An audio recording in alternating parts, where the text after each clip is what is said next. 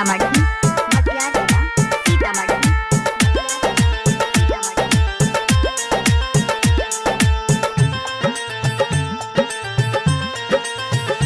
सीतापुर में मार करैलू, बहराइच में बम फोड़वैलू, जब तू गैलू बस्ती देवरिया दिलवा लोगन के तू जलैलू। सीतापुर में मार करैलू, बहराइच में बम फोड़वैलू, जब तू गैलू बस्ती देवरिया दिलवा लोगन के तू जलैलू। हर दोई पीली भीत जब गोरी जईबू, साँच कहतनी गोरी बच के नहीं अईबू। छोड़ी है न तोके सभे लेके जई वीरा, ओही जे खियई है तोके बड़का बड़का खीरा।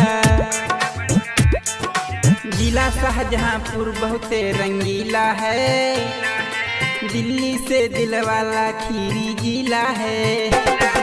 कमर पे तेरे यारा जिला हिला है, दिल्ली से दिलवाला खीरी जिला है। हाँ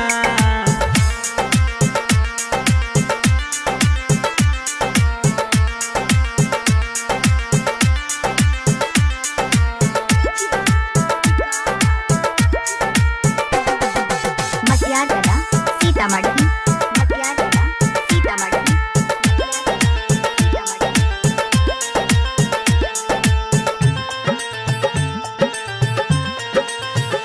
सुन मेरी दिल्ली वाली गोरी, यूपी बिहार की बाड़ी कटोरी, जिला हवे लखीमपुर खीरी, माजा मिली तोहके पीरी।